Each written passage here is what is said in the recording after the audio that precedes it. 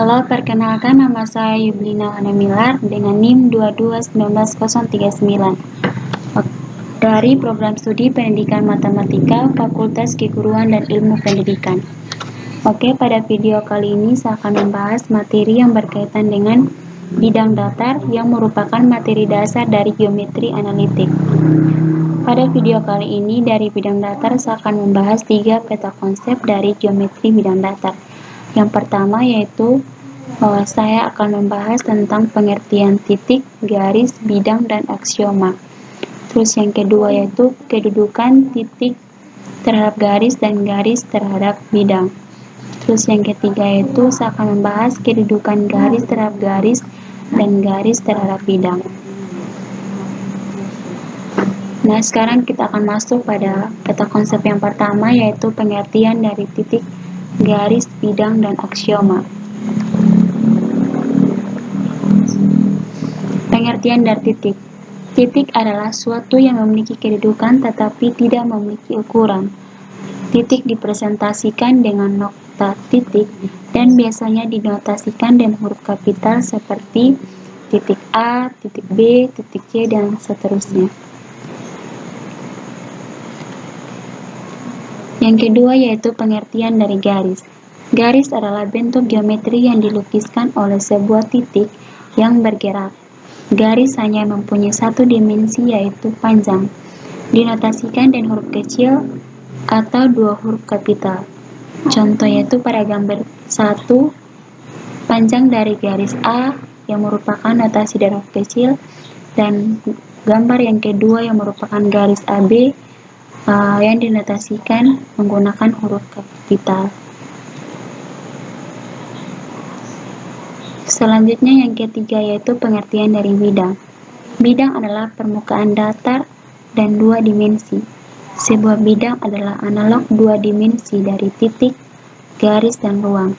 Contohnya dapat diperhatikan pada slide.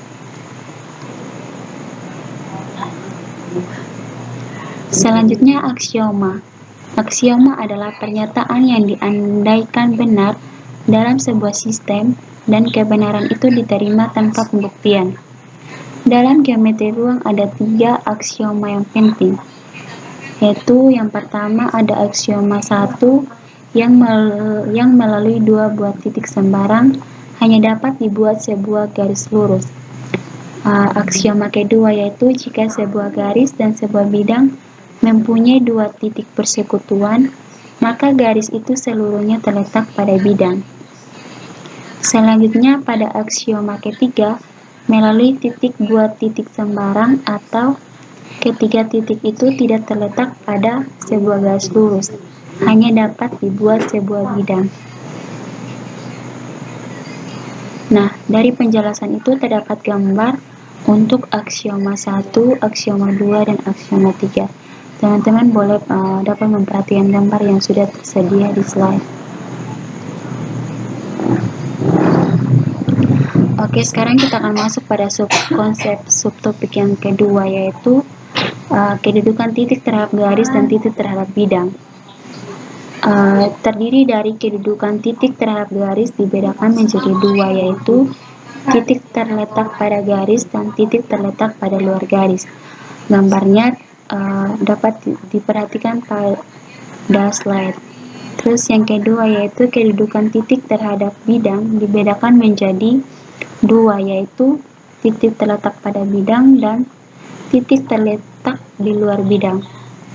Untuk gambarnya teman-teman perhatikan pada slide yang merupakan gambar titik B terletak pada bidang alfa dan titik D terletak di luar bidang alfa.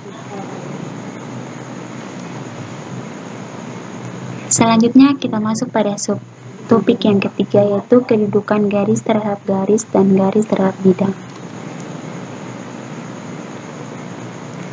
Nah, yang pertama yaitu kedudukan garis terhadap garis. Yang pertama terdiri dari 4 bagian. Yang pertama, 2 garis saling berhimpit jika terdapat lebih dari 1 titik persekutuan atau titik potong.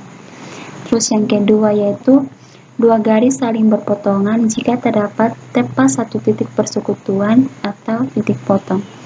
Terus yang ketiga yaitu dua garis saling sejajar jika tidak ada satupun titik persekutuan. Dan yang keempat yaitu dua garis saling bersilangan jika tidak saling berpotongan, tidak saling sejajar, dan tidak terletak pada satu bidang. Nah, dari penjelasan tersebut ada gambar dari dua garis sejajar, dua garis berpotongan, dua garis bersilangan, dan dua garis berhimpit. Yang kedua yaitu kedudukan garis terhadap bidang. Kedudukan garis terhadap bidang dapat dibedakan menjadi tiga, yaitu garis terletak pada bidang, garis sejajar bidang, dan garis memotong atau menembus bidang. Yang pertama yaitu sebuah garis dikatakan terletak pada bidang jika setiap titik pada garis tersebut juga terletak pada bidang. Yaitu teman-teman bisa memperhatikan gambar di slide. Nah, yang kedua yaitu sebuah garis dikatakan sejajar bidang jika garis dan bidang tidak mempunyai satupun titik persekutuan. Nah, gambarnya seperti pada slide yang merupakan pusatnya yaitu alfa. Selanjutnya yaitu sebuah garis dikatakan memotong atau menembus, yaitu menembus bidang jika garis dan bidang mempunyai satu titik persekutuan yang dinamakan titik potong atau titik tembus.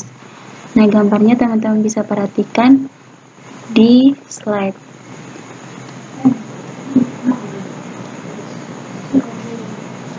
Selanjutnya, kedudukan bidang terhadap bidang lain ada tiga kemungkinan, yaitu ada bidang yang berhimpit, sejajar, dan berpotongan. Yang pertama yaitu dua bidang berimpit. Dua bidang dikatakan berimpit jika setiap titik terletak pada kedua bidang. Nah, gambarnya terletak dapat diperhatikan pada slide untuk dua bidang berimpit. Selanjutnya dua bidang sejajar. Dikatakan dua bidang sejajar jika kedua bidang tersebut tidak mempunyai satu pun titik persekutuan. Gambarnya bisa diperhatikan pada slide yang merupakan alfa dan beta, gambar alfa dan beta. Terus yang ketiga, dua bidang berpotongan.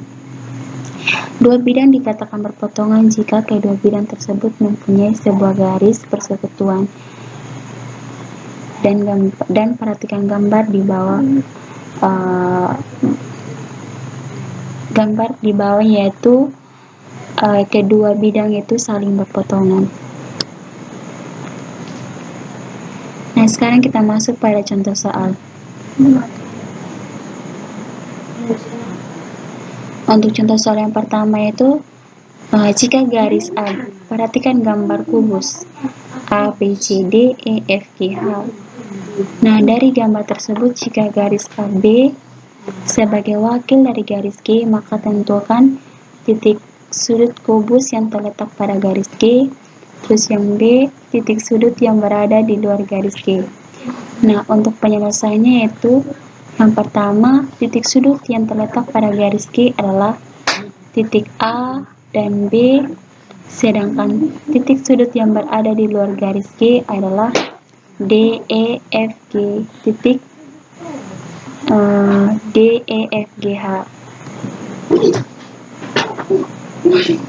Selanjutnya untuk contoh soal yang kedua yaitu perhatikan kubus ABCD E, F, G, H pada gambar di bawah ini, yaitu bidang DC GH sebagai bidang U. Sebutkan rusuk kubus yang terletak pada bidang U. Yang pertama terletak pada bidang U dan sejajar pada bidang U. B, terus C, memotong atau menembus bidang U. Hidup kata-kata sebelum mengakhiri presentasi yaitu hidup ini seperti matematika, selalu ada cara lain untuk memecahkan masalah. Matematika memang rumit, tapi menjanjikan kepastian. Terima kasih, sekian presentasi dari saya.